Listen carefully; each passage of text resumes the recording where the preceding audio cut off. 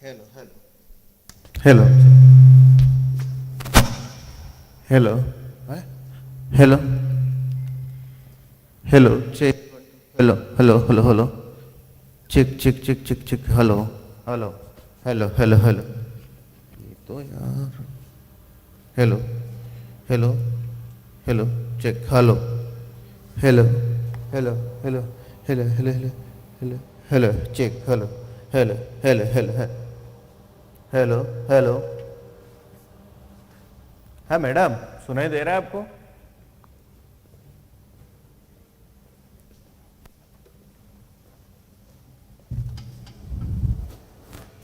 Madam, आ रहा है आवाज? परफेक्ट. कैसे?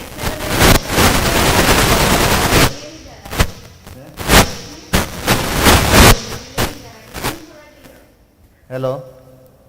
Hello. Hello. Hello. Hello. Check. Hello. आ रहा है ना मैडम? ओके. ठीक है. ठीक है.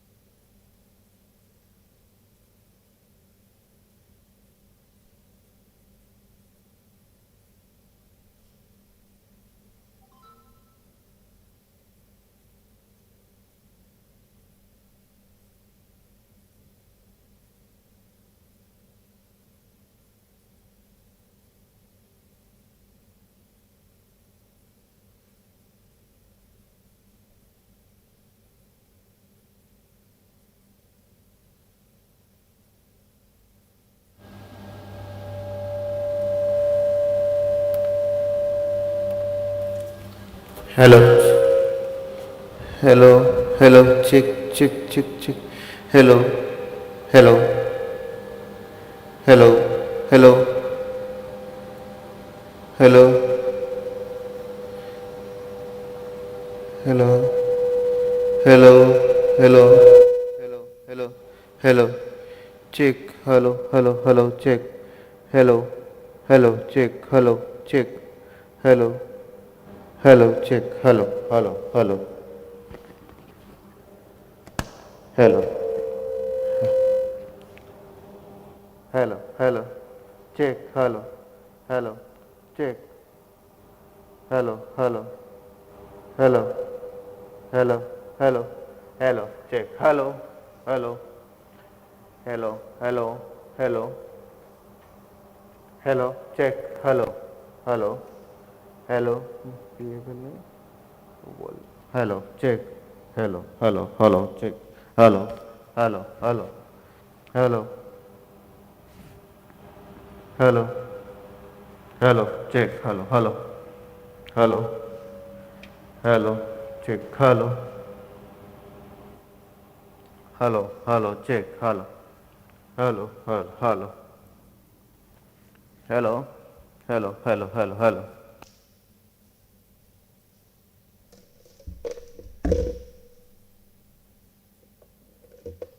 Hello.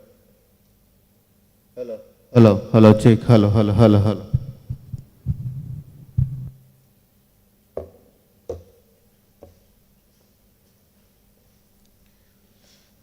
Hello. Check. Hello. Hello. Hello. Hello. Hello. Hello. Testing बराबर है. Complete.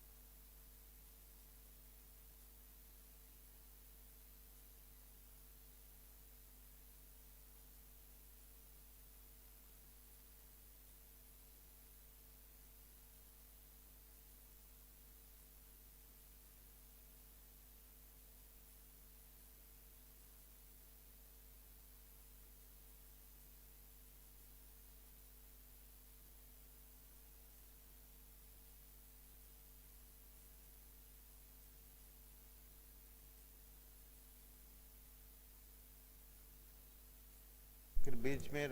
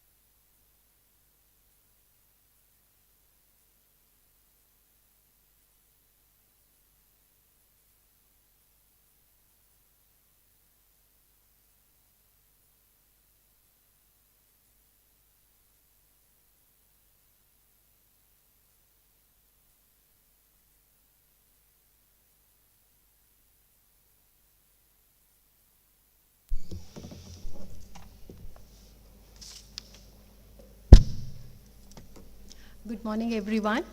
On behalf of the KHS family, it's a great pleasure to extend a very warm welcome to Jayadi. I know I'm not calling her Dr. Rao or Miss Rao. She is Jayadi for all of us, and that's how our interactions will be with us the day that she's spending with KHS here. Many of you know that she had a very flourishing management career, which she renounced on her own and has done over 30 to 40 years of research on Vedanta and related scriptures. And based on that, whatever talk she gives, it comes straight from the heart and also from her experiences that she has gone through. So we are very fortunate that we have her amongst our midst today. She is going to be talking to us about inspired living and how we can make sure that our everyday job becomes a constant source of inspiration for us. The way we have planned the session is that she will talk to us initially. As and when you have questions, we request you to write down on the slip of papers which have been kept on the table.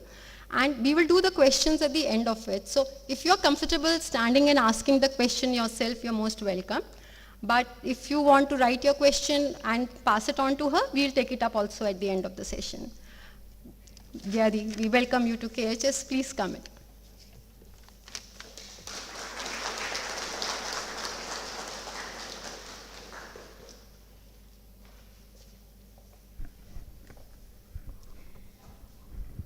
Thank you. It's a pleasure for me to be here with you all.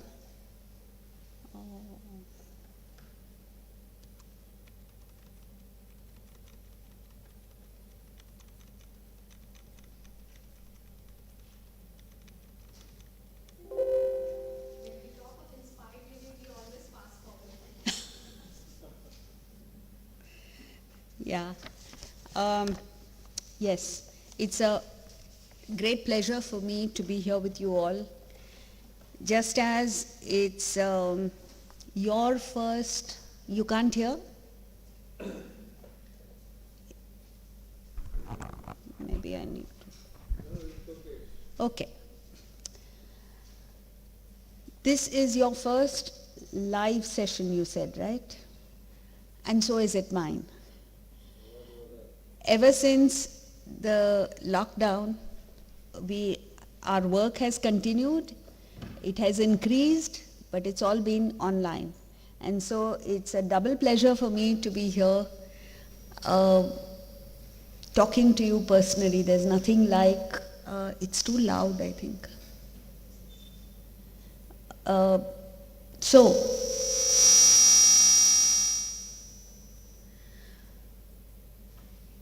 we live in exciting times, COVID notwithstanding.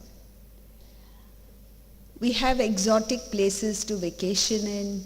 Technology has made life magical for us. Yet, if you take a look at people anywhere in the world, no one is enthusiastic, excited, invigorated, inspired. You look at people going to work or working at home, and the overriding thought is that of boredom, experience is that of boredom. Yet, in ancient India, it was not so. Generations of Indians were brought up on a diet of inspiration, from bedtime stories to real-life role models. Inspiration was embedded in daily life. And this led to the glorious golden ages in India, where we had enormous prosperity coupled with happiness. And this is what attracted the whole world to us. Travelers from all over the world came to find out what this society is about. Today, in an age where we are used to measuring talent and ability, inspiration has taken the back seat because it's subtle, difficult to put your finger on, difficult to measure, yet very important in achieving success. So, let's take a look at inspiration. What is inspiration? It's a feeling of elevation, when it's a breathtaking insight into the more meaningful aspects of life, where you think of new possibilities. You think of things that you have never thought of before, and you experience a surge of energy within you, of happiness. You transcend the limitations of your own physical body and mind, because when you look at your body, there's only so much that the body can do. You can only run so many miles, not even miles, so many feet. You can only do so many things with the body. And emotionally we have hang-ups, we have likes and dislikes, we have loves and hates, and all of that binds us. But when you transcend these, you feel what Wordsworth says, you breathe an ethereal air, you experience freedom. And most importantly, you think beyond self. Because thought of self is the most debilitating factor in us. The moment you think of yourself, you become weak. You become insecure, fearful. There's a movie called The Legend of Bhagavan. It's not an Indian Bollywood movie. You've seen it? It's a Hollywood movie, mainstream Hollywood movie, made by Robert Redford. It's about a golfer in the 1930s. I would strongly recommend you see it. It's entertaining and you learn something from it. And that golfer was excellent, but because of a personal problem, he quit golf and started drinking. Easy way out. Then there was a competition announced. And in those days, there was bitter rivalry between the northern and southern states of America. And he came from the south, Savannah. So his people went to him and said, "You must play for us. You're our only hope." But he was drinking so much that he could barely see the ball. But he decides to play. And the entire movie, one night he was practicing his shots when a black man, Will Smith, comes out of the darkness and offers to be his caddy. And the entire movie is a conversation between the caddy and the golfer. The caddy's name is Bhagavan. Does it ring a bell? Bhagavan. I'm not saying it, Robert Redford says it. And the golfer's name is Ranulph Jr. He's called Arjuna for short. No prizes for guessing. Arjuna. The movie is based on a book called Gita on the Green. Bhagavad Gita while playing golf. Interesting. Interesting that it should be made by an American and not an Indian. So the competition starts, and as expected, he's playing badly. At one hole, you know enough golf, right? So he asked the caddy, which club should I play with? The caddy is so angry with him because he's playing badly. He says, pick any, it doesn't matter. You're playing so badly, it doesn't make a difference. Then he calls him back and tells him something that I would like you to remember. And that is, he said, there's a perfect shot waiting out there. All you got to do is get yourself out of the way. When I heard that, a thrill went down my spine, because that is the crux of the Bhagavad Gita. Just stop thinking of yourself, you'll be fine. Because there's perfection within us. What is blocking it is our wretched ego, desire, selfishness, stupidity. And you spoil it all. A brilliant musician, when he wants to impress somebody in the audience, suppose the Prime Minister has attended his performance and he wants to impress the Prime Minister, what happens? He sings Besur. Why does he sing Besur? Not because he doesn't know how to sing, but because thought of self interfered. When a guy goes for a job interview, he's desperate to get the job. He does badly at the interview even though the interviewer wants to hire him and he is the best candidate. Why? Thought of self interfered. A tennis player at match point makes a stupid error and loses the match. The trophy, everything is gone. Because thought of self. And so is it with all of us.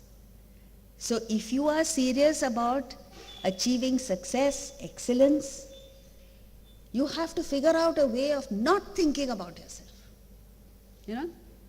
That's what it's about. So, inspiration is not a choice.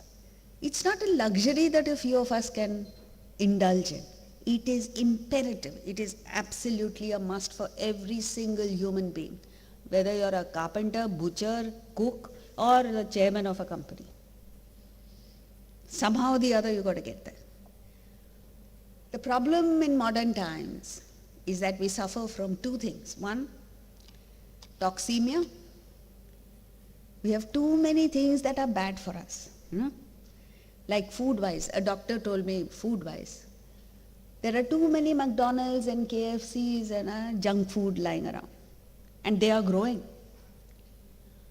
And deficiency, you will be amazed that deficiency is not among the poor people. It's among the affluent, super rich.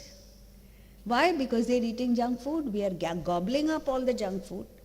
And what is healthy for us, we don't want.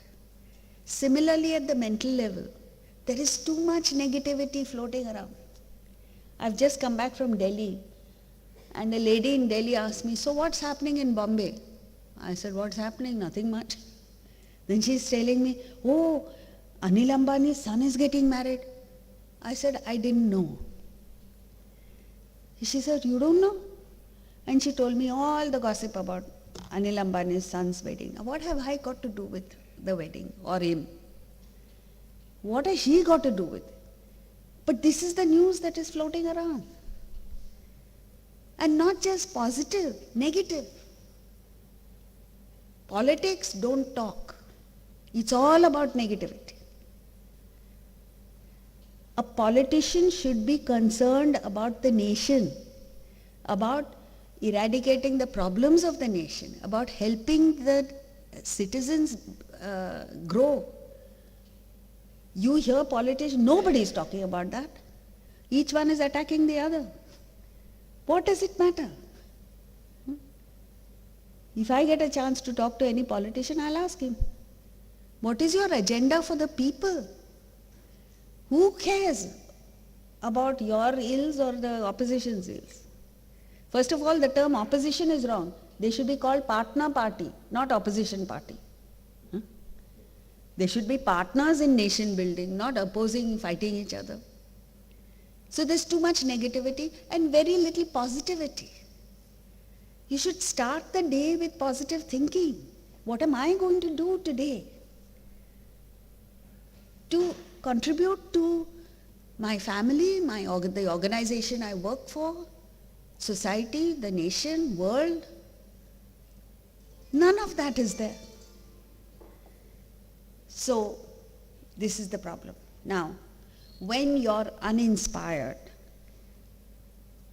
before I continue, since we started late, should I take an hour or stop at? Okay, thank you. Thank you.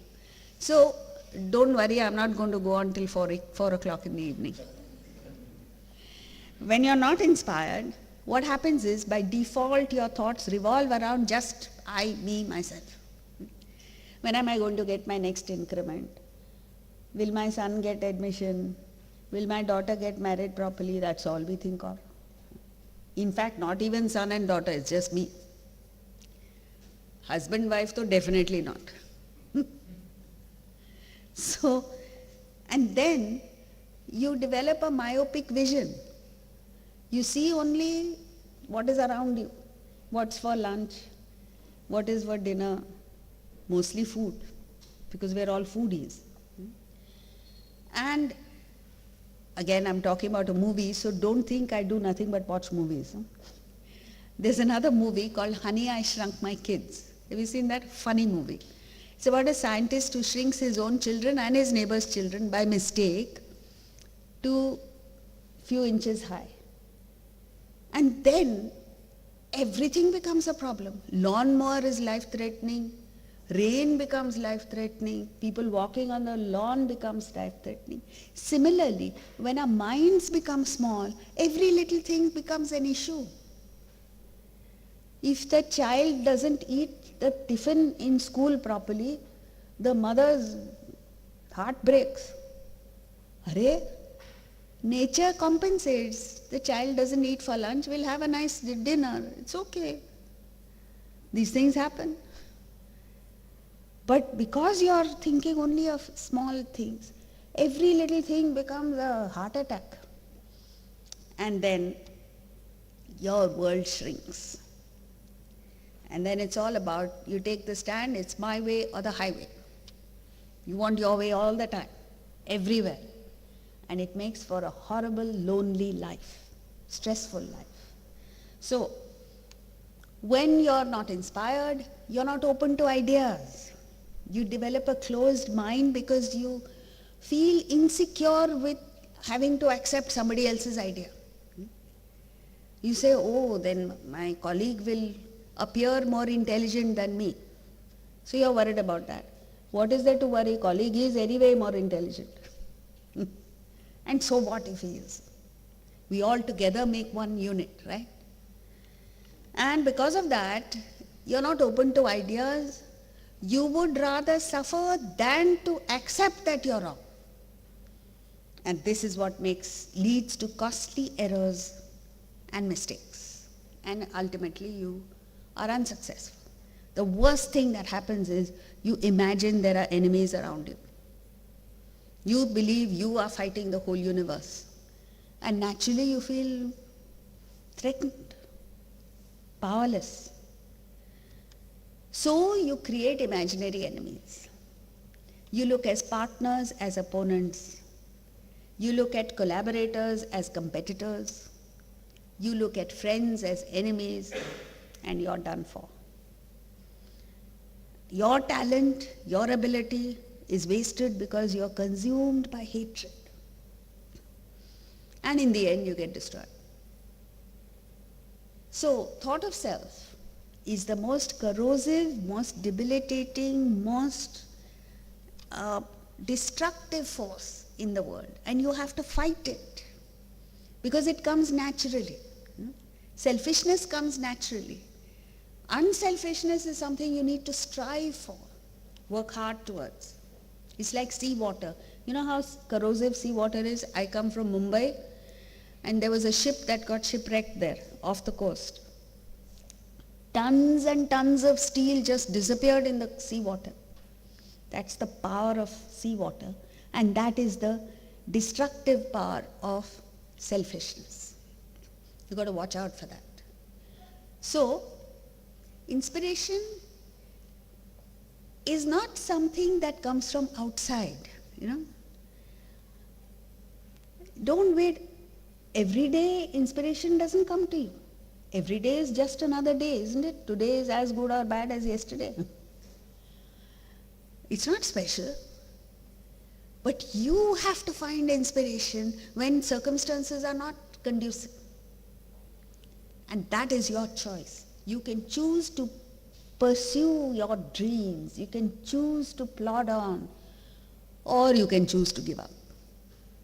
That's up to you. And the best time to start is right now. Simple thing. You want to lose weight, don't say I will start next Monday. Monday will never come. You want to wake up early and exercise? Do it. Start today. You know how to start? There was a MD of a large multinational company, American guy in Mumbai. He must have weighed 40 kilos. Huge. And then he lost weight. So somebody asked, because he was the MD, prominent personality, somebody asked him, fantastic, how did you do it? You know what he said? When I go to sleep in my running clothes. And I put my shoes where my feet will land up when I wake up. So I have no excuse not to go for a walk or run. So what he meant is, you have to prepare the day before what you're going to do the next day. Start now. If you don't start now, you will not start ever in your life. And dream big. Allow yourself to daydream. When I say daydream, I don't mean waste your time. Not at work, but in your free moments. Think, dream. And you'll be amazed how many dreams actually come true. That's the power of thinking. You think big, you achieve big things. You cannot achieve greatness with a small mind, small thinking. So, inspiration comes from the Latin word inspirare. Inspirare means you spread it. So, inspiration is transcendental, you transcend yourself, and it's transformative. You transform not only yourself, but you spread it. One inspired person is enough. In an organization, in a nation, in a country where for 200 years the British ruled, and every Indian among the 300 million at that time, our population, every Indian was quite comfortable to be a slave to the British. A handful of people said, Swaraj is my birthright and I will get it. And by God, we got it. In their lifetime, we got it. Similarly, you can now think, I don't need to be the way I am. I can change. And you owe it to yourself. As human beings, we are a species apart from all other species. Every other species in the world is crushed by the world, manipulated by the world, doesn't have the independence to stand apart from the world. Except us, only we can do it. And what are we doing? Succumbing to the world. So you owe it to yourself. Every one of us must say, I owe it to myself. How many? You give yourself a reasonable lifespan. Depending on your age, you say, I have another 10 years, 15 years, 20 years maybe. And in those 20 years, I must achieve this. 20 years means out of the 20, 10 will be post-retirement. So if you actually analyze, you have very little time. And every day counts. So, though hard work is the absolute prerequisite to success, there's no substitute to it. Yet, when after all the hard work is done and all the technical skills are mastered, most of you are engineers, right? Yeah. There are these moments when your mind and spirit take flight. I don't know whether you've experienced that. Suddenly you experience what I call as creative download. You battle with an idea, a problem, you're looking for a solution to something, and then you get tired, you give up, and you go out for a walk. That's when it happens. Sudden. Or you're having a shower. That's why this guy, what is his name? A scientist, Archimedes' principle was discovered in a bathtub. You might wonder why. This is called a creative down. And you keep thinking. Like you saturate a solution of copper sulfate. Suddenly, brilliant crystals appear. This is that creative download. These moments come to you. You can't demand that it should come. But it comes when you're dedicated to something, when you work hard towards something that is beyond you, a higher idea. So, you can evoke it, but you must constantly expose yourself to great people and what they've done and what motivated them. I remember when I was a child, my grandparents used to tell me stories of great people across the world. I remember my grandfather telling me, Madame Curie won the Nobel Prize not once, twice, for chemistry. And he said, you have it in you. Don't allow the fact that you're a girl to come in the way of your excellence. Strive for it in whatever field, not chemistry. And these are seeds that are sown. They don't show in childhood, but they flourish later. And as I grew with this almost background of the greatness that people achieved. But nowadays you're not exposing either yourself or your children to it. What are they exposed to? Bollywood? Naach, Gana, that's it. Beyond that, there is nothing. So it's important that we make that effort to evoke it. Like Nadal in the Australian Open, it's not necessarily technology or science.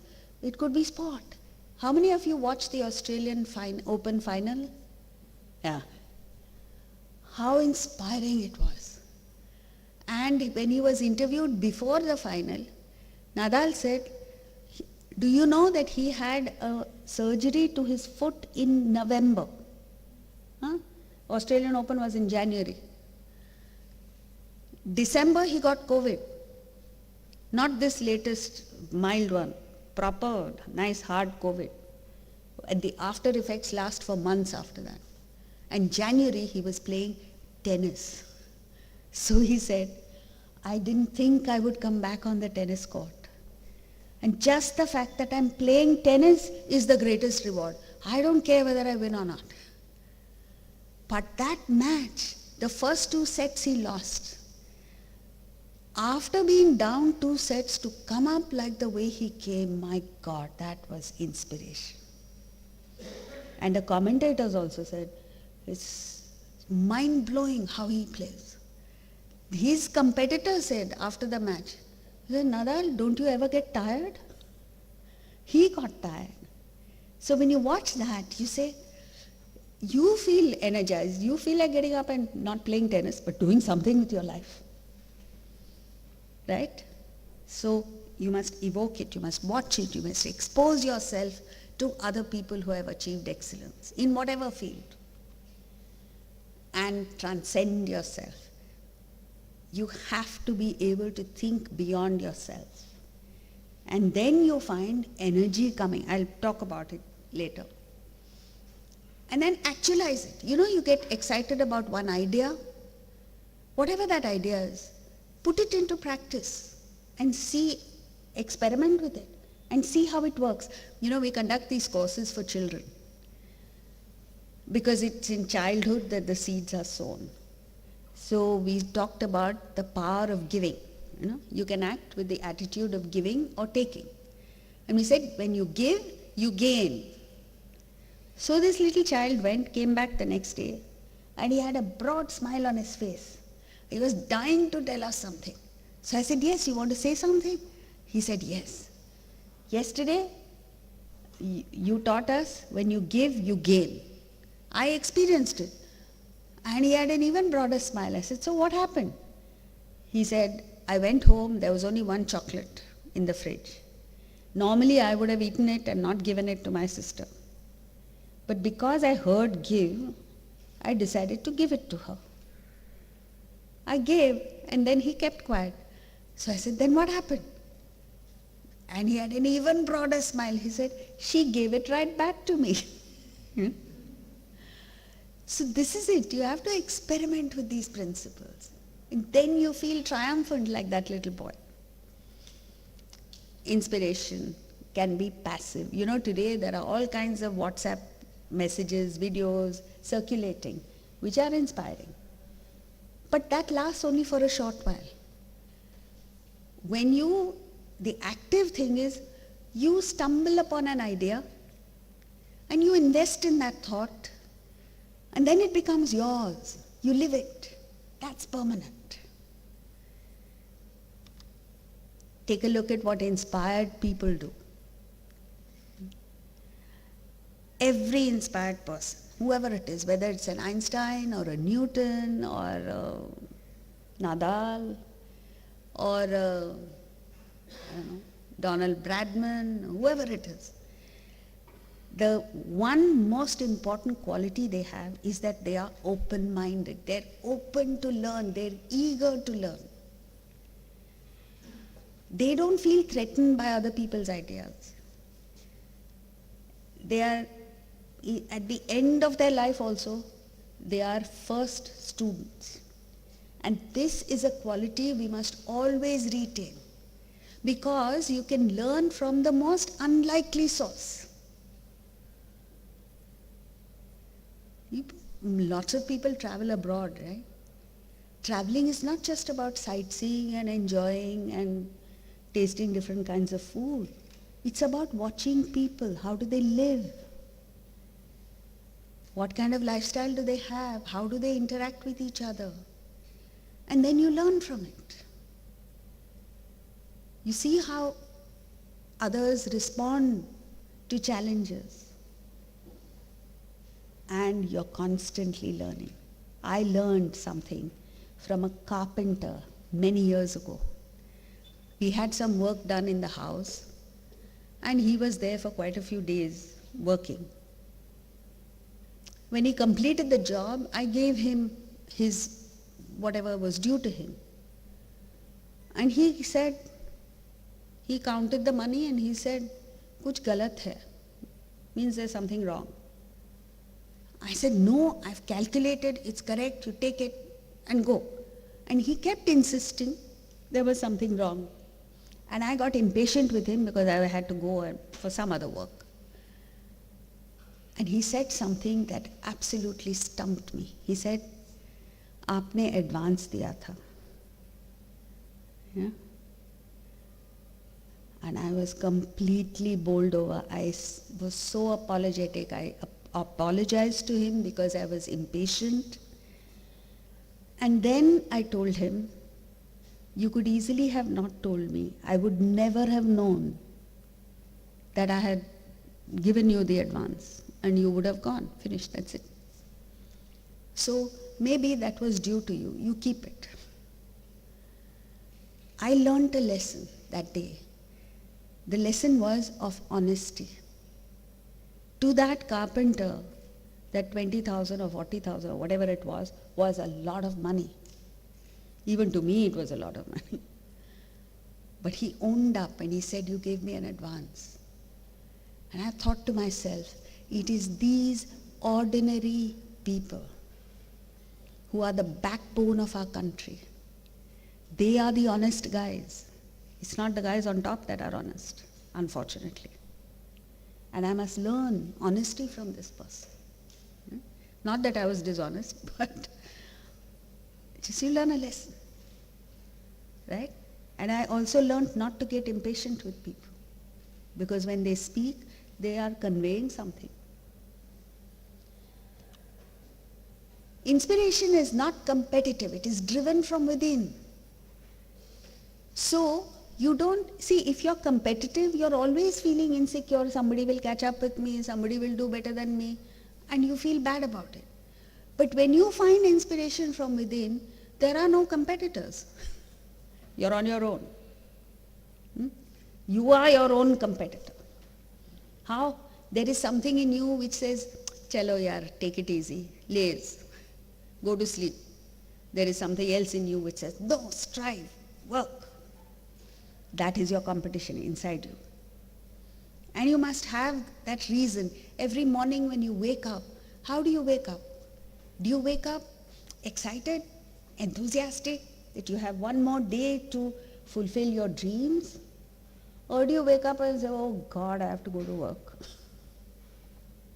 You don't have to tell me. You have to ask yourself how you wake up.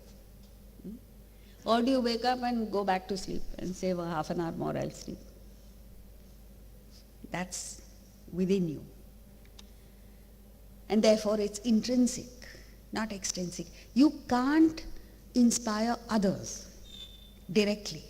You can only inspire yourself. And when you live an inspired life, others gain inspiration from you. So you want to motivate your, in corporate life nowadays, it's all come down to carrot and stick method. Carrot and stick is meant for donkeys, not for human beings. You cannot achieve results, long-term results with that. Yeah, 1 quarter they might do it. 1 year they might do it. Beyond that, it's got to be ingrained in our system, in the work culture, in the national character. It must be ingrained. Inspired people have work mastery. You know, there was a classical musician in Lucknow, and he used to learn in that institute in Lucknow.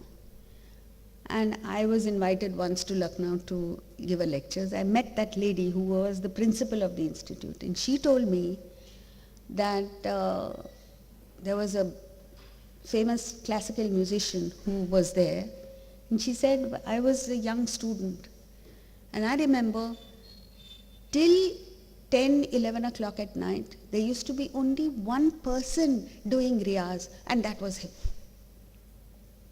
I'm not saying you should be workaholics. Don't get me wrong. All I'm saying is, the higher you want to go, the harder you need to work. So that work mastery is important. And there must be something in you which drives you to that mastery. And this is where we Indians, compared to the rest of the world, have an advantage, because naturally we are technologically driven. You know? Mathematics is in our system. So we have the greatest opportunity to do well. But you must fix a higher goal. And it is this higher goal, when you work with the attitude of giving and not taking, when you work for something beyond yourself, you get fantastic results. You achieve success, the likes of which you will never achieve if you're only working for yourself. You're happy and you grow. You grow into a towering personality. I can give you any number of examples. You know, the TVS group, one company of theirs makes automobile components. One year they decided to focus on quality. And they said, we'll sacrifice profits, doesn't matter. But we'll focus on quality, we'll meet with the best standards in the world. And you know what happened? They won the Deming Prize. You know what the Deming Prize is? Equivalent of the Nobel Prize in manufacturing. Suddenly, people said, where does this Indian company come from? Because prior to that, only an American and Japanese companies, not even German, had won the Deming Prize. After they won, they could have leveraged this to make greater profits for themselves. Instead, they went to ACMA, Automobile Component Manufacturers Association, and said, any Indian company that wants to improve their quality, we are there to help. 8 companies said, yes, we are interested. They helped 8. All 8 won the Deming Prize the next year. And that is how India became a hub for world automobile component manufacturing. This is a true story.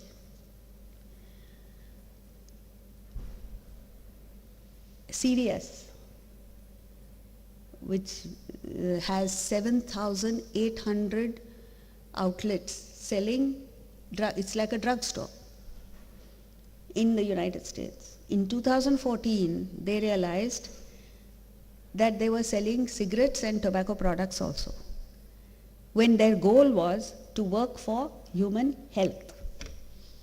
So suddenly the board said, how can we sell cigarettes when our goal is to work for human health? The board decided that they would take cigarettes and tobacco products off their shelves. $2 billion turnover. They lost $2 billion. It's not a small amount. But they took that decision. Wall Street did not view it favorably. Their price went down. But within 2 years, their share price went higher than what it was. They made profits like nobody's business because other companies partnered with them. I can go on and on. But if you individually, okay, you know the Beats company, which makes sound, what is it? Earphones in California. They had two partners. One year, they went to Steve Jobs and said, there should be more people like you. Because Steve Jobs had an incredible combination of aesthetics. Every Apple product is beautiful to look at. Good design. Design, technology, and a good business head, of course, he was making. So how do you combine these three in one person? He said, very simple, start a course. And they went to a university in California, in Los Angeles, and said, we want to start the course. Now, they had to put the money. Each of them gave something like $35 million as donation to that university. 2 years later, Beats, or less than 2 years later, Beats was bought over by Apple. And each of them got $1.2 billion. You see the 4 times. You know of any investment which gives a return 4 times in matter of 1 year? They got it. How? Give.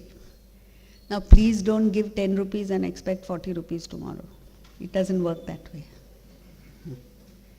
But genuinely from the bottom of your heart, you want to do something. And you do it, returns come to you. But you must have the courage to do it. They didn't expect $1.2 billion. They just gave. That's what it's about. And the higher goal is not about giving. It's not about giving money. It's about your thoughts. It's about your personality. What are you dedicated to? And sometime in your life, you must think of the spiritual. What do I mean by spiritual? I don't mean go to a temple, church or mosque. That's not necessarily spiritual. When was the last time you just wondered? I'm taking a breath, I just do. What is happening inside me to bring about this seamless transfer of gases? Oxygen is absorbed, distributed to every part of your body. Carbon dioxide is thrown out. And you're not even aware that you're breathing. Have you ever looked at a sunrise and wondered who created the sun? You know, these questions to which answers you won't get. But when you ask the question, it puts you in a different realm altogether. This is very important because it is these thoughts that help you to tap into the greatest powerhouse within you. You are a combination of matter and spirit. Every single human being, every single living being has spirit in equal measure. Matter is different. You have different IQs, you have different physical abilities, you have different intellectual talents. All that differs. But spirit is the same. So you might say, I'm not as talented a cricketer as Virat Kohli. I'm not as brilliant as Einstein. Yes, granted. But you have the same spirit. Tap into the spirit, you achieve miracles. Plus, the only thing in the world that you can carry forward after death is your spiritual asset. You can't carry your money with you. You can't even take your family members, however much they love you, even if they want to come with you, which they don't. They can't, even if they want to. You can't carry your knowledge with you. The only thing you carry is your spiritual asset. What are you doing about it? Nothing. How dumb is that? Sorry, pardon my saying so. It's unintelligent, isn't it? I often tell people, if Mukesh Ambani dies tomorrow, God forbid, I'm not talking about him, anybody, super rich guy dies, and he's born on the street opposite, what sense does that make? So you must think of this, the future. Even the youngest among us must think. Okay, now we come to inspiration. Why are we not inspired? Because most of us think only of body. We are body-centric. We have reduced ourselves to a body-worshipping generation across the world. Right? We think of clothes, money, bags, jewelry, glasses, and now cell phone. Have you got Apple 13?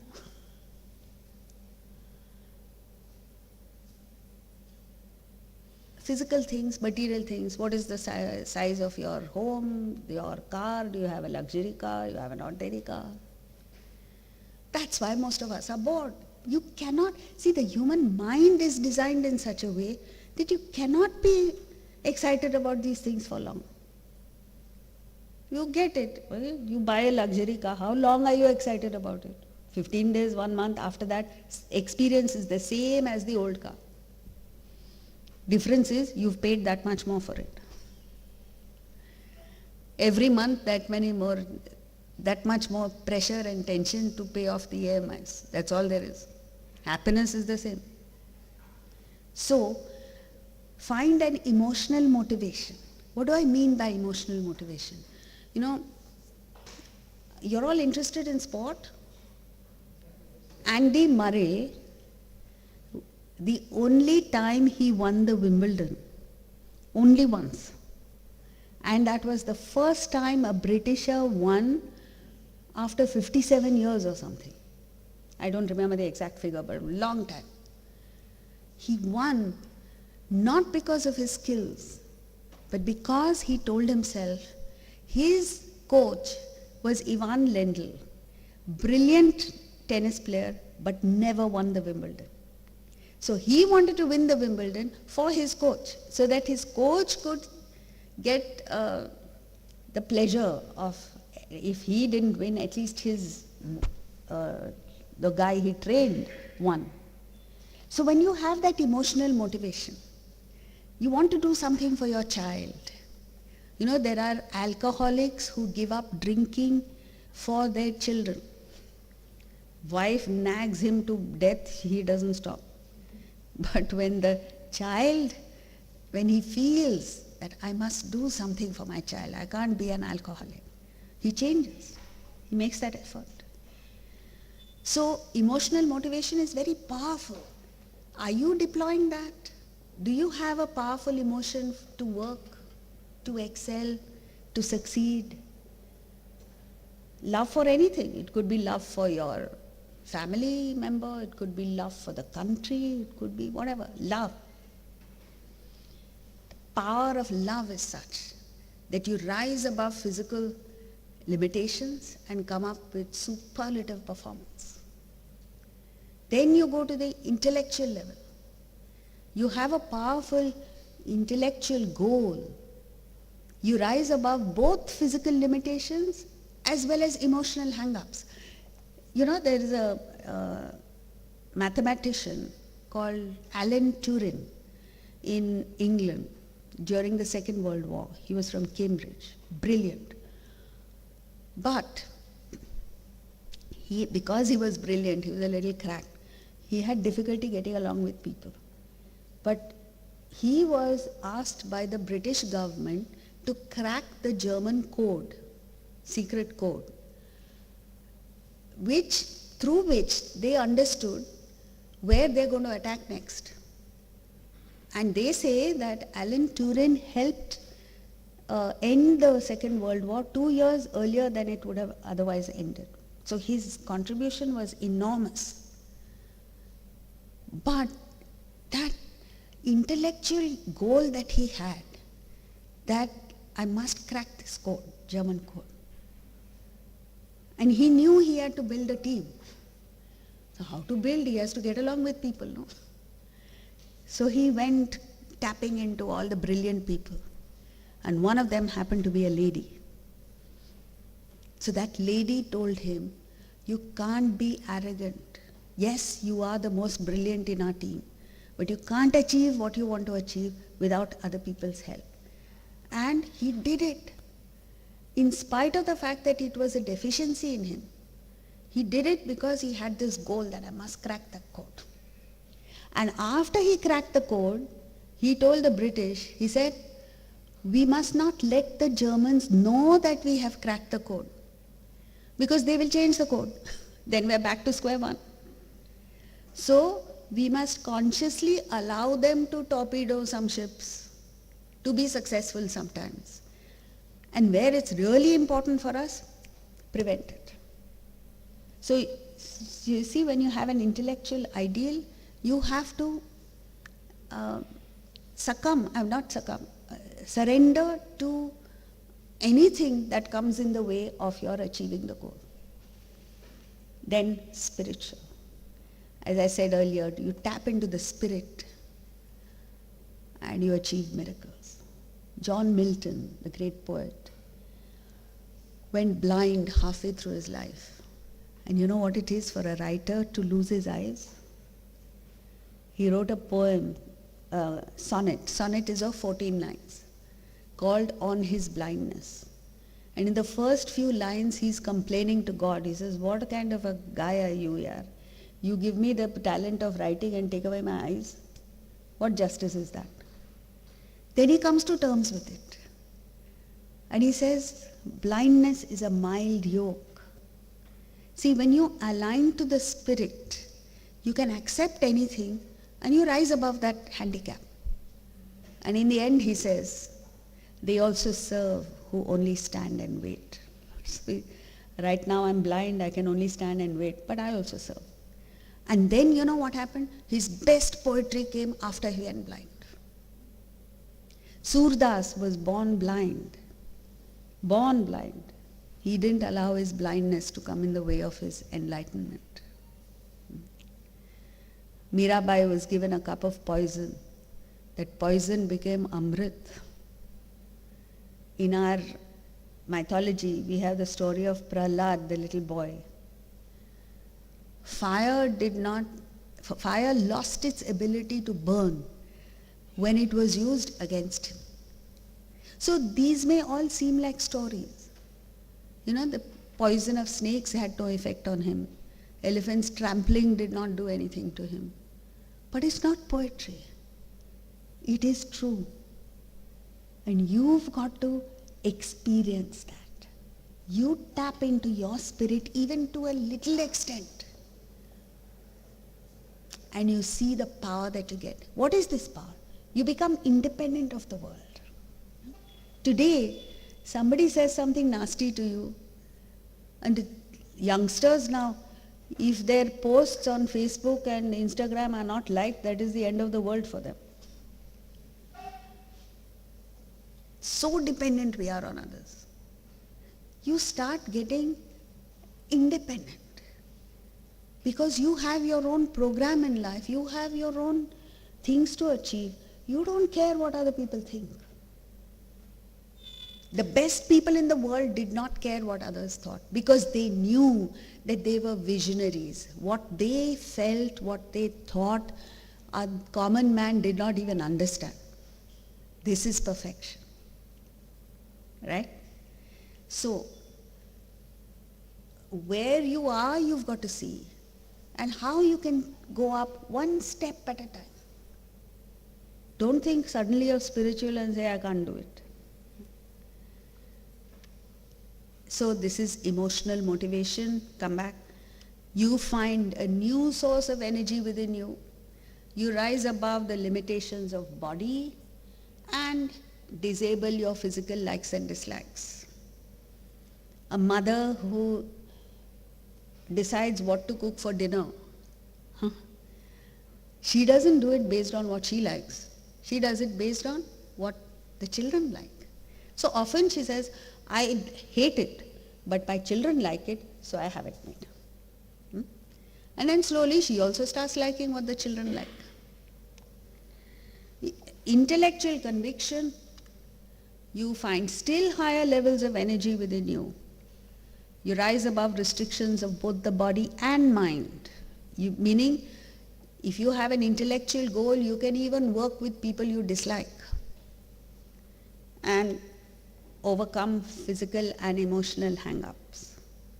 Spiritual, highest energy source. No obstacles come in the way.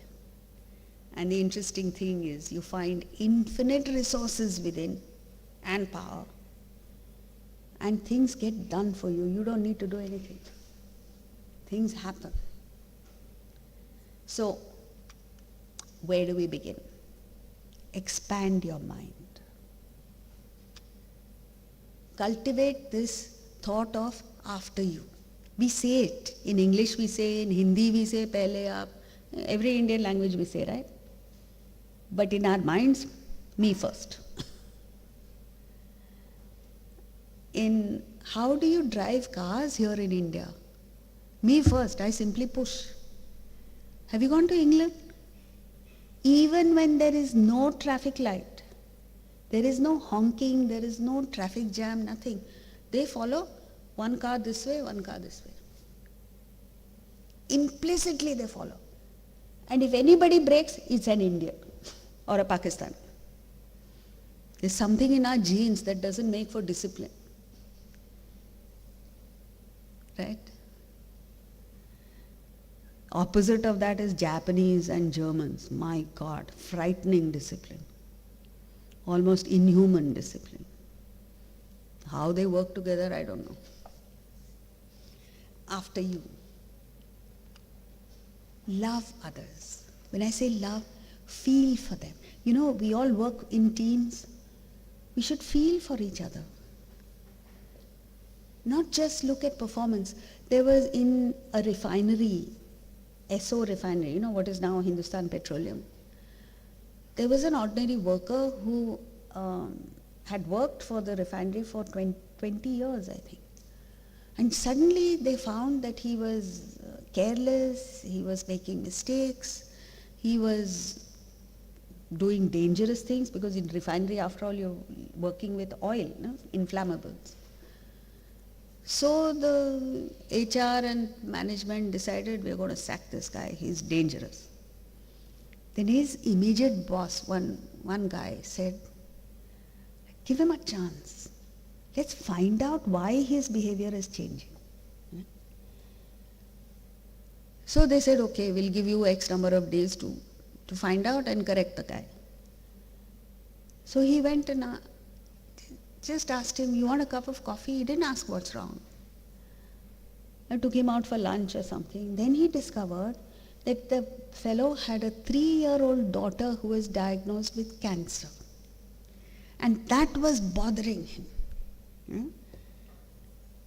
So he went and told management, we've got to keep him. And he improved. In fact, he was so grateful to management that they tolerated his bad behavior, that he now was more motivated to work. So things like this, you must have consideration for people. How many of us greet each other? I'm not saying just a mechanical good morning. Genuinely. I go for a walk in the morning, in Mumbai on Marine Drive. Those of you who've been there are lots of people walking. And you see the same people because they're all residents who come for a walk. There is no eye contact, leave alone smile. You know the person, why can't you smile? When a person genuinely has feelings for others, automatically it comes. You smile, you ask, how was your day? Have a nice day. Americans say it as a routine. They don't mean it, but you should mean it. And that has a tremendous impact on people. Because the human system is craving for love, emotion. And the moment you give it, the person will do anything for you. That we are not tapping into in corporate life, in business life. We're not tapping into it. Even with the customer. The attitude should be not that I just somehow or the other want to sell. Otis Elevators did that. They wanted somehow or the other to sell, so they sold an elevator that the building did not want and got into trouble. You can't do that. You got to put yourself in the customer's shoes and give the customer what he wants, not what I want. Think beyond the universe. Marvel at the universe. There's this Ashcharya, it's called. There are so many things in the world, in the universe that you can't understand, but are such marvelous things, miraculous things that are happening. Simple thing like, how does the earth maintain the same distance from the sun? Have you marveled at it? If it goes slightly towards the sun, we'll all get burnt to death. Slightly away from the sun, frozen to death. How does it maintain the right distance? How is it that only on earth everything is in place so that you and I can live, flourish? So feel blessed. Don't wake up with complaining, I don't have this, I don't have that. I don't have a Mercedes, arey. So what? My generation, most part of our life, we lived in ambassador cars, which are not good even for cattle, leave alone human beings. But we managed, hai na? Recharge your battery. Every morning you recharge your cell phone, your laptop. Your mind needs recharging. Expose yourself. Do a little bit of study in the morning. Expose yourself to good thoughts, empowering thoughts. Whatever you feel like. I, every day, including today, woke up and I study what inspires me, the Bhagavad Gita, which is a very practical book. It's not a religious book. It's about how to tap into your potential. You can read whatever you want, but it must be inspiring. During the day, you pick up in the morning when you study, you pick up one idea, and during the day reflect upon it. Like say just now we spoke of giving and taking. The rest of the day think about it, whenever you have a spare moment. And apply it in your life, experiment with it, like that little boy experimented. Positive emotions. See, if you have hatred towards anybody, even towards your enemy, there was a guy who was fighting a legal case with somebody. And he didn't win, he just went on and on. One day his friend told him, he says, why do you hate the guy? Drop the hatred and just understand what motivates him. You'll win. And sure enough, he won. It's almost miraculous. This is the message that Krishna gives Arjuna in the Bhagavad Gita. And he magnifies it. Kill them if you have to, but don't hate them. Meaning, do what you have to do. You know, you have to take legal action, take legal action. You have to, like a mother disciplines the child, a good mother, parent, disciplines the child. But the parent never hates the child. Right? You scold the child, you may punish the child, but your love for the child never goes. In fact, you're doing all this because you love the child. Same principle you should apply towards everybody. So how do you develop positive emotions? Listen to uplifting music. Any music that inspires you. For at least half an hour a day. Ahmedabad also you have traffic, right? We had traffic coming here. When you get caught in traffic, instead of cursing traffic and all that, you listen to music. That's the best time to listen to music. Examine your emotions. Are you irritable, frustrated, snapping at people, getting angry easily? Then there's something wrong. Don't say, it's my spouse, it's the children, it's my servant or driver. It's you. And wherever there is hatred, understand, nature functions. Every daughter-in-law hates the mother-in-law. Huh? How can it be? So where does the hatred come from? It's not the qualities of the mother-in-law. It's your attitude. Change the attitude, you're free. Dr. Wayne Dyer had an alcoholic father who abandoned the family and went when he was quite young. And then he was brought up with stories of negativity about the father. And the father eventually died. So he decided that he would go to the father's grave and release the father from the hatred. So he went to his grave and said, "Father, today I'm going to stop hating you. I free you from my hatred." He went home and realized it was not the father he had liberated. He felt free.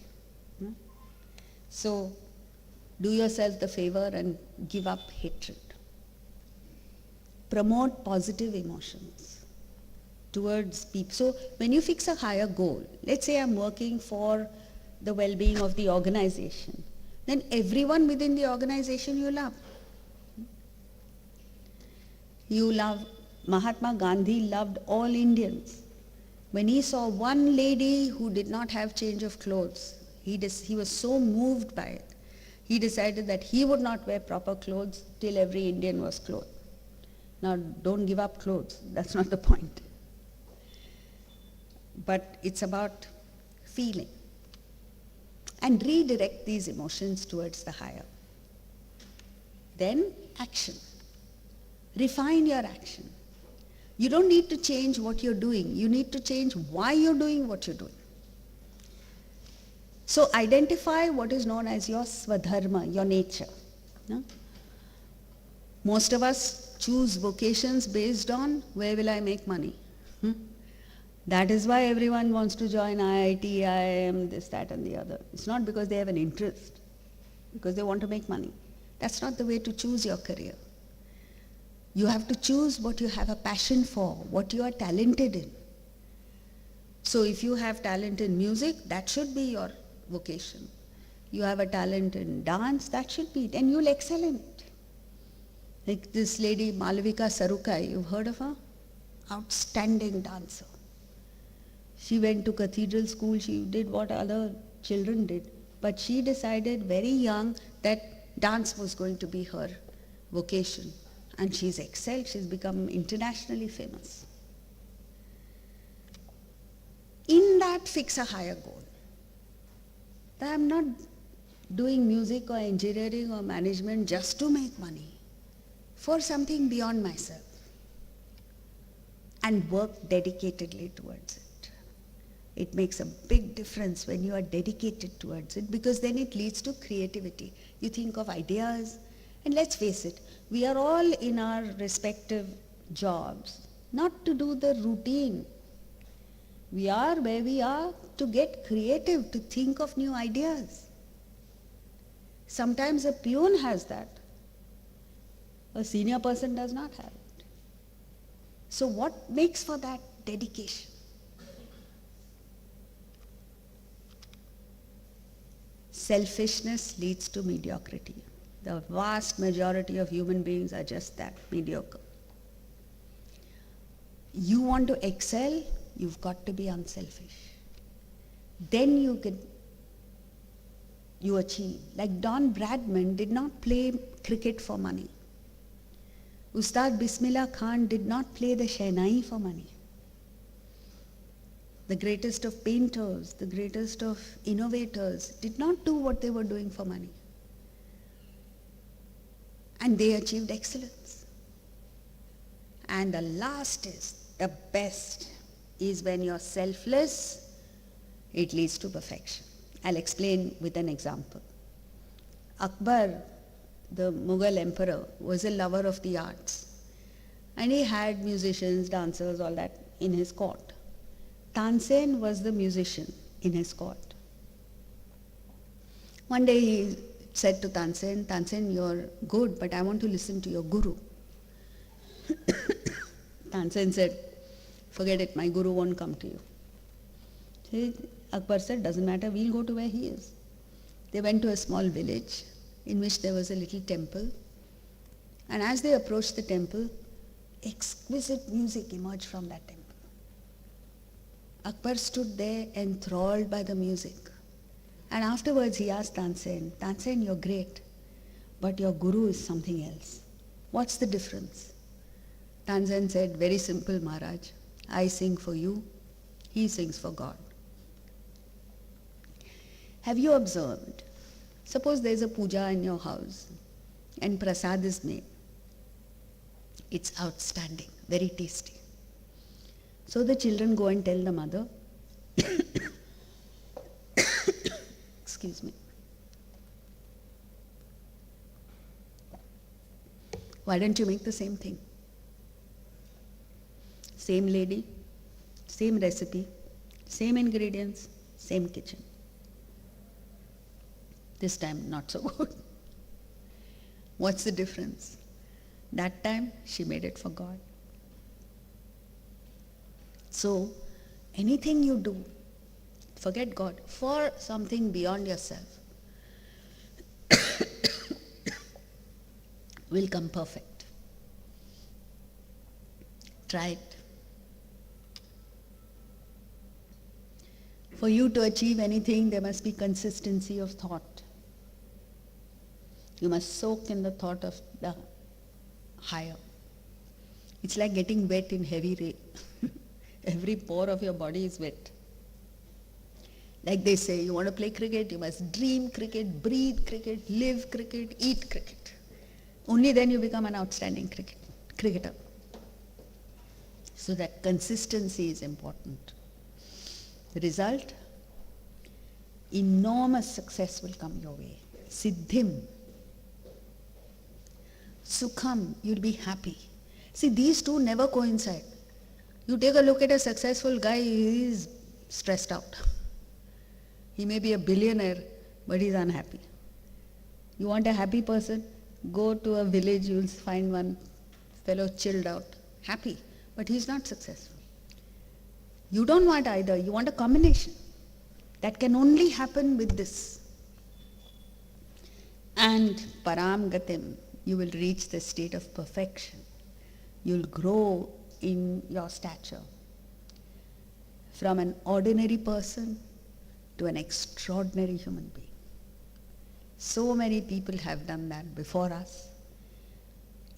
The pathway to that is given in our culture, and as Indians, it is our duty to do it. And to become role models for the rest of the world. You see the rest of the world is falling apart. America is led by an old man who forgets things, he doesn't know what's happening, Biden. Russia is busy attacking Ukraine. There are pockets of warfare, bitterness all over the world. India was looked upon as almost heaven in the past, and we can bring it alive in our lifetime. In us. You must have that vision. And even if you fail, it's okay. But at least you will get somewhere. Right? So, the take-home points for today are: inspiration, we saw, is imperative in life. You can't do without inspiration. When you're uninspired, it leads to great loss. We looked at emotional, intellectual, and spiritual inspiration, for which you need to expand your mind, and the result will be success, happiness, and growth. Thank you very much for a patient listening, and I hope you go home today inspired. Thank you. As announced earlier, if you have any questions, I'll be happy to answer them.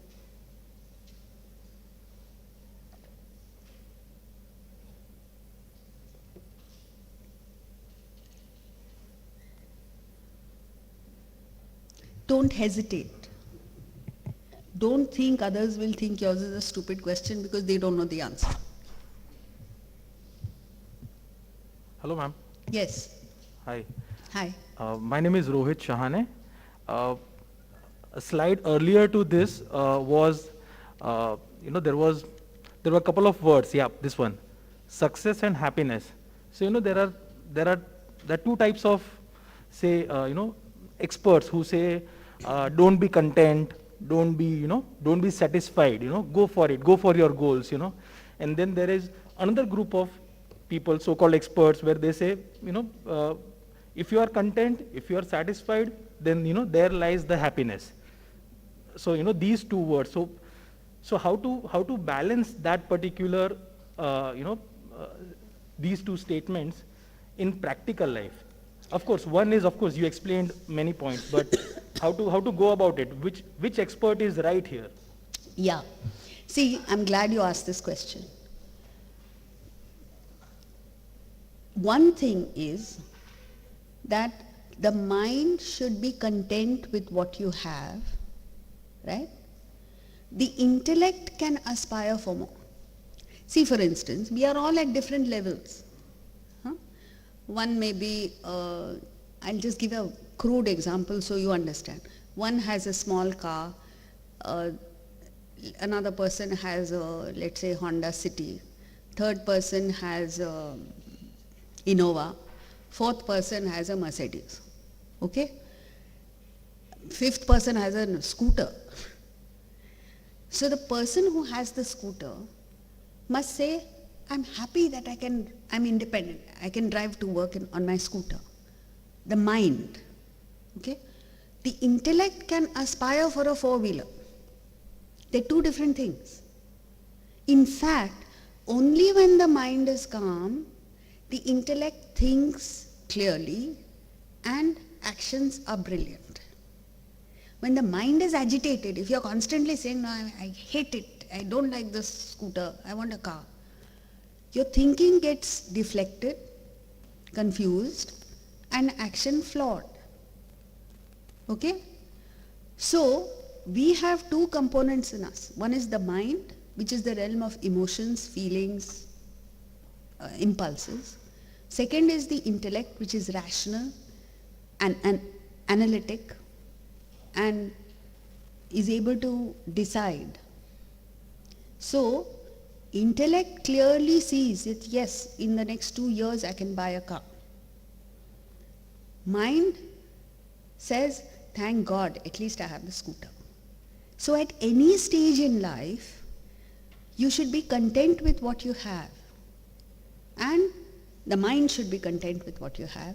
Then this calmness of mind is the crucible in which the intellect thinks clearly and you can work towards improvement. Is that clear? So two go together, should go together. Yes. You talked about that consideration for others or pilot up kind of thing, and as a common man, well, after listening to the talk, I start practicing right away, and I go on. Now the point is that for some time I remain motivated, but then I find that I don't get that kind of a response from others, and then slowly my motivation dies down and I go back to normal. So how to keep that motivation sustained or sustainability, or how to keep oneself motivated so that we achieve what we want to achieve? Yeah, another excellent question. See, once you fix the goal for yourself, let's say whatever that goal is, take the instance of that scientist, Alan Turing, who says, I want to crack the German code. Then you work out, in order to achieve that goal, I need to do A, B, C, D. One of which is build a team. Now to build a team, I need to have consideration for people. So I am not looking for a return from that person. I am looking at building a team of people of different talents who will work together towards that goal. So my job is to motivate, drive in that thing that somehow we must crack the code. And you are good at this, you're good at that, you're good at this, so together let's see how we can do it. So you're not looking for a return personally. And there must be a constant reminder that this is my goal. That's why I said study in the morning, exposure to inspiring thoughts must be on a daily basis. Otherwise the motivation drops. What few days, by the time you walk out of the door it will go. 90% is gone. So it needs. Because throughout your life you've been thinking in a particular way, so it drags you in that way. Now you're thinking new, so until the groove forms, you have to keep adding to it. That's why it's important. And when you give consideration to people, the results don't come immediately. You have to wait you have to nurture people. They are not used to consideration. Everyone is used to me for myself, unfortunately. Also you have to watch out you must have consideration for people, but you must watch out for people who will take advantage of your good feelings. But there is also a apatradam, means if you be considerate to somebody who doesn't deserve it, Yes. that too can be detrimental to the whole process. Yes. That's why, although you must feel for people, again the intellect. Intellect comes in to make a right assessment of people. Then you are never taken by surprise. So you understand that some people will be selfish, will take advantage, But by and large, it has positive results. Anybody else?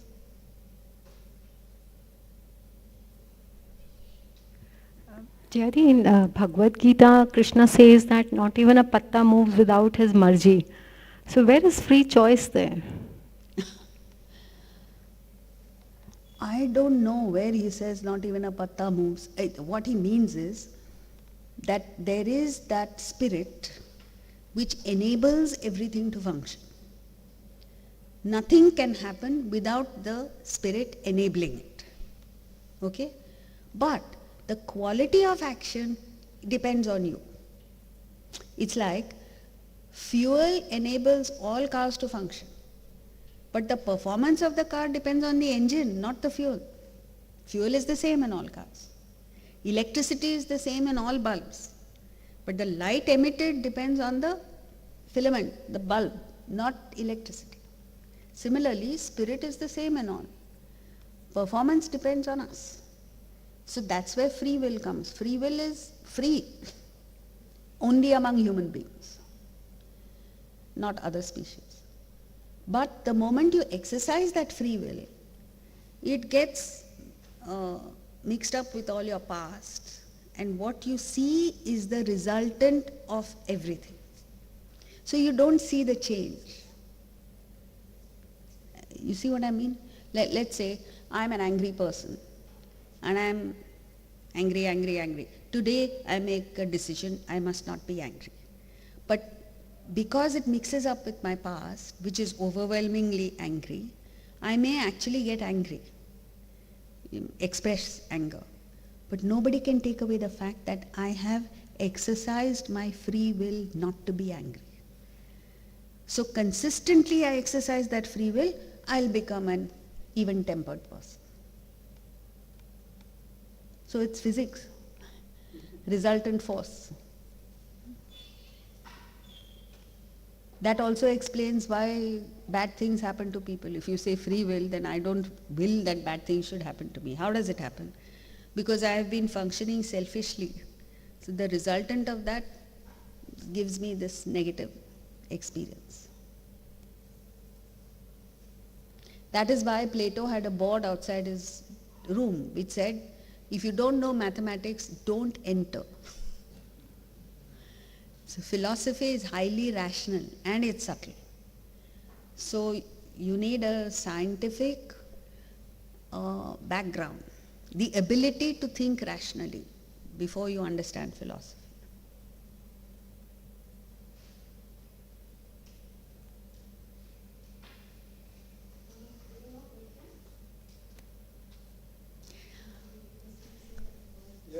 Just 1 minute. Thank you. If you are inspired by what you've heard and you want to continue it, we have a website, vedantavision.org. I'll send the details to you. vedantavision.org. We also have a presence in social media, so you can visit. We put short clips of about a minute each, 5 minutes, on YouTube. You can visit the Vedanta Vision channel on YouTube, on Facebook, on Instagram and Twitter, so on. And I'm always there. Anytime you want, feel free to correspond with us, and we'll be happy to help in whatever way we can. Thank you.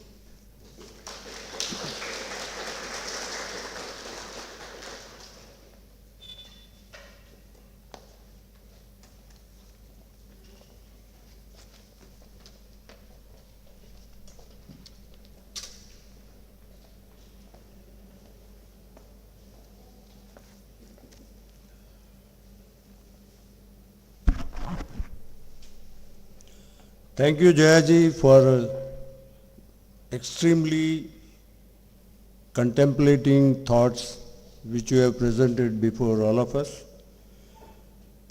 And you all know, friends, that from May onwards we are going to celebrate our Silver Jubilee year of KHS India.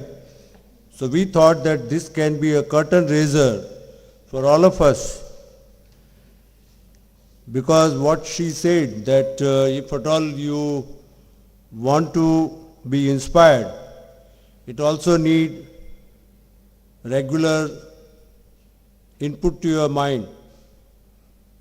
And that is what we thought, that this is the best topic what we could select. That if all of us are inspired, having a goal beyond ourselves. Having a goal beyond ourselves is a very wide definition, but when the emotion is linked with that, most of the time we are able to find out our goal. Brilliant people like Homi Bhabha, Vikram Sarabhai, all from Cambridge in Britishers' time, when they came to India, they could dream of India being leader in space technology and nuclear technology. And that was for the benefit of the nation. And today we can see the results of those efforts which were taken by them. Both of them had no compulsion to make a living out of it. Vikram Sarabhai came from a very celebrated industrialist family of Sarabhais. So was Homi Bhabha. But they thought of a goal beyond themselves. Likewise, there are many examples. And what Jayaji has gone through for 1 hour, I mean the complete nuts and bolts of it, that how you can be inspired. To be inspired is a source of imagination. Imagination is source of creativity. And this creativity triggers amazing vistas of achievements. What she said, that when you have this kind of living for yourself, you always come up with brilliant ideas and link with action and emotion. You achieve amazing results. So I am sure all of you must have liked this interaction. And for me, it is very, very important that when you think beyond yourself,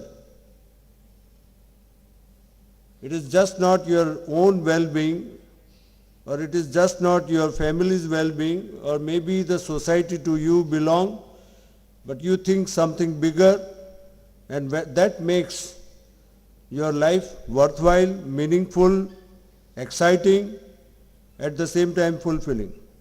Likewise, if you look at the recent Padma Awards, one lady from Karnataka, I don't remember her name, but she was given Padma Award because she planted more than 40,000 trees in Karnataka, and she went barefoot in the Rashtrapati Bhavan to receive the Padma Shri Award.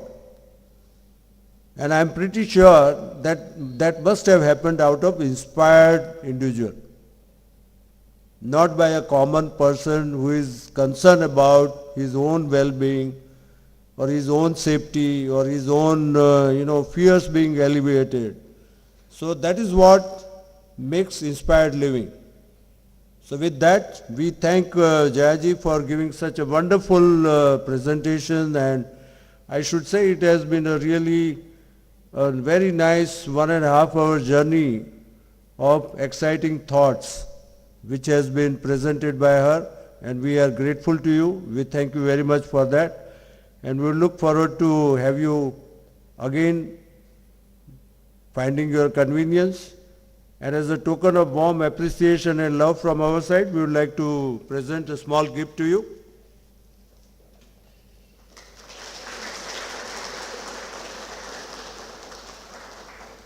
Thank you so much.